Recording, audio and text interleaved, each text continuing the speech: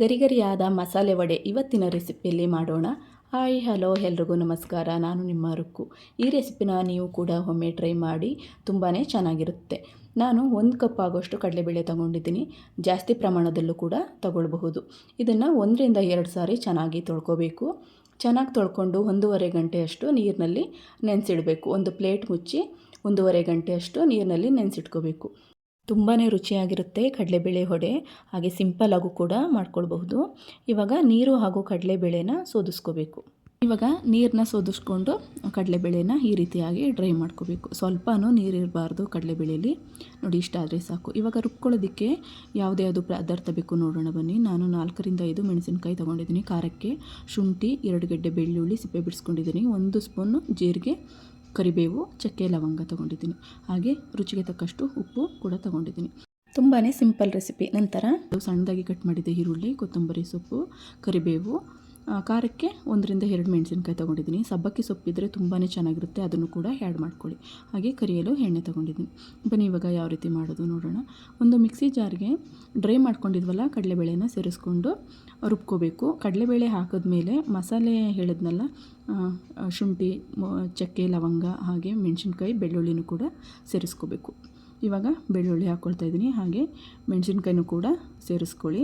ನಂತರ ಶುಂಠಿ, ಆಮೇಲೆ 1 ಟೇಬಲ್ ಸ್ಪೂನ್ ಆಗುವಷ್ಟು ಜೀರಿಗೆ, ಚಕ್ಕೆ, ಲವಂಗ, ಚಕ್ಕೆ ಬದಲು ಚಕ್ಕೆ ಪೌಡ್ರನ್ನು ಕೂಡ ಯೂಸ್ ಮಾಡ್ಕೊಳ್ಬಹುದು. ಹಾಗೆ ಸ್ವಲ್ಪ ಕರಿಬೇವು, 1 ಟೇಬಲ್ ಸ್ಪೂನ್ ಆಗುವಷ್ಟು ಜೀರಿಗೆ, ರುಚಿಗೆ ತಕ್ಕಷ್ಟು ಉಪ್ಪು.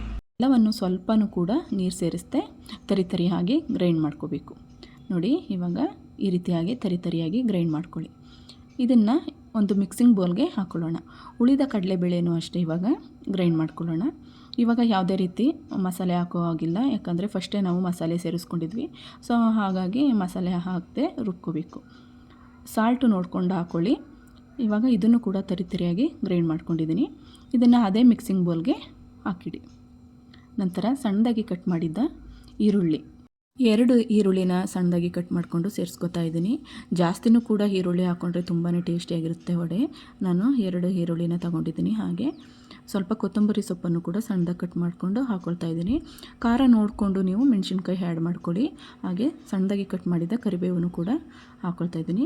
ಖಾರ ನೋಡಿಕೊಂಡು ಮೆಣಸಿನ್ಕಾಯಿನ ಆ್ಯಡ್ ಮಾಡ್ಕೊಳ್ಳಿ. ಇದೆಲ್ಲವನ್ನು ಹಾಕಿದ್ಮೇಲೆ ಚೆನ್ನಾಗಿ ಇದನ್ನು ಮಿಕ್ಸ್ ಮಾಡ್ಕೋಬೇಕು.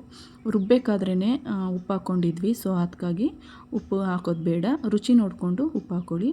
ನೋಡಿ, ಚೆನ್ನಾಗಿ ಈ ರೀತಿಯಾಗಿ ಮಿಕ್ಸ್ ಮಾಡಿಕೊಂಡು ಸಣ್ಣದಾಗಿ ಉಂಡೆ ಮಾಡ್ಕೊಳ್ಳಿ. ಇದನ್ನು ಈ ರೀತಿಯಾಗಿ ಉಂಡೆ ಮಾಡಿಕೊಂಡ್ರೆ ಬೇಗನೆ ಕೈಯಲ್ಲಿ ತಟ್ಟಿ ಎಣ್ಣೆಗೆ ಹಾಕ್ಬೋದು.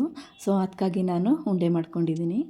ಇಲ್ಲಾಂದರೆ ನೀವು ಡೈರೆಕ್ಟೇ ಎಣ್ಣೆಗೆ ಹಾಕ್ತೀನಿ ಅಂತ ಹೇಳಿದ್ರೆ ಡೈರೆಕ್ಟೇ ಕೈಯಲ್ಲಿ ತಟ್ಟಿ ಎಣ್ಣೆಗೆ ಹಾಕ್ಕೊಳ್ಬಹುದು. ನೋಡಿ, ಈ ರೀತಿಯಾಗಿ ಸಣ್ಣದಾಗಿ ಉಂಡೆ ಮಾಡ್ಕೊಂಡಿದ್ದೀನಿ. ಇವಾಗ ಸ್ಟವ್ ಮೇಲೆ ಒಂದು ಪ್ಯಾನ್ ಇಟ್ಟು, ಪ್ಯಾನ್ ಸ್ವಲ್ಪ ಬಿಸಿ ಆದಮೇಲೆ ಎಣ್ಣೆ ಸೇರಿಸ್ಕೊಳ್ಳೋಣ. ಎಣ್ಣೆ ವಡೆ ಮುಳುಗುವಷ್ಟು ಜಾಸ್ತಿ ಪ್ರಮಾಣದಲ್ಲಿ ಎಣ್ಣೆ ಇರಬೇಕು. ವಡೆ ಎಣ್ಣೆಯಲ್ಲಿ ಮುಳುಗಬೇಕು, ಅಷ್ಟು ಪ್ರಮಾಣದಲ್ಲಿ ಎಣ್ಣೆ ಇರಬೇಕು. ಎಣ್ಣೆನೂ ಕೂಡ ಚೆನ್ನಾಗಿ ಕಾದಿದೆ. ಒಂದೊಂದಾಗಿ ವಡೆನೂ ಕೂಡ ಬಿಡೋಣ. ನೋಡಿ, ಎಣ್ಣೆ ಈ ರೀತಿಯಾಗಿ ಬಬಲ್ ಬರಬೇಕು, ಆವಾಗ ಎಣ್ಣೆ ಕಾದಿದೆ ಅಂತ. ನೋಡಿ, ಈ ರೀತಿಯಾಗಿ ನಿಧಾನಕ್ಕೆ ಎಣ್ಣೆಗೆ ಒಂದೊಂದಾಗಿಯೇ ವಡೆನ ಹಾಕಿ 25 ಸೆಕೆಂಡ್ಸ್ ಬಿಡಿ. ಸ್ವಲ್ಪ ಬೆಂದ ಮೇಲೆ ನೋಡಿ ಈ ರೀತಿ ತಿರುವು ಹಾಕ್ಕೊಳ್ಳಿ. ತಿರುವು ಹಾಕ್ಕೊಂಡ್ಮೇಲೆ ಒಂಬಣ್ಣ ಬರೋವರೆಗೂ 2 ಸೈಡ್ ತಿರುವು ಹಾಕ್ತಾ ಮೀಡಿಯಮ್ ಉರಿಯಲ್ಲಿ ಬೇಯಿಸ್ಕೋಬೇಕು. ವಡೆ ಬೇಯಿಸುವಾಗ ಉರಿಯನ್ನು ಮೀಡಿಯಮ್ ಫ್ಲೇಮಲ್ಲಿಟ್ಟು ಬೇಯಿಸ್ಕೋಬೇಕು. ಗರಿಯಾಗಿ ಈ ರೀತಿ ಕಲರ್ ಬರೋವರೆಗೂ ಬೇಯಿಸ್ಕೋಬೇಕು. ತುಂಬಾ ಸಿಂಪಲ್ಲಾಗಿ ಮಾಡ್ಕೊಳ್ಬಹುದು ಈ ವಡೆ ರೆಸಿಪಿನ. ಚಳಿಗಾಲ, ಮಳೆಗಾಲ ಇದ್ದಾಗಂತೂ ತುಂಬಾ ಚೆನ್ನಾಗಿರುತ್ತೆ. ಸಂಜೆ ಈವ್ನಿಂಗ್ ಟೈಮಲ್ಲಿ ಮಾಡ್ಕೊಳ್ಬಹುದು. ಹಾಗೆ ಬ್ರೇಕ್ಫಾಸ್ಟ್ಗೆ ಈ ರೀತಿಯಾಗಿ ಸೈಡ್ ಡಿಶ್ ಆಗಿ ಮಾಡ್ಕೊಳ್ಬಹುದು. ನೀವು ಕೂಡ ಒಮ್ಮೆ ಟ್ರೈ ಮಾಡಿ. ತುಂಬ ಚೆನ್ನಾಗಿರೋ ರೆಸಿಪಿ ಆಗಿದೆ. ಹಾಗೆ ಕ್ರಿಸ್ಪಿ ಹಾಗೂ ಕೂಡ ಬರುತ್ತೆ. ಈ ಮೆಥಡಲ್ಲಿ ಮಾಡೋದ್ರಿಂದ ತುಂಬಾ ಕ್ರಿಸ್ಪಿಯಾಗಿ ಬರುತ್ತೆ ವಡೆ. ನೋಡಿ, ಇವಾಗ ಗರಿಗರಿಯಾದ ಕಡಲೆಬೇಳೆ ವಡೆನೂ ಕೂಡ ರೆಡಿಯಾಗಿದೆ. ಈ ವಿಡಿಯೋ ನಿಮಗೆ ಇಷ್ಟ ಆದರೆ ಪ್ಲೀಸ್ ಲೈಕ್, ಶೇರ್, ಕಮೆಂಟ್ಸ್ ಮಾಡಿ. ಹಾಗೆ ನನ್ನ ಚಾನಲ್ನ ಸಬ್ಸ್ಕ್ರೈಬ್ ಮಾಡಿ ಫ್ರೆಂಡ್ಸ್. Thank you.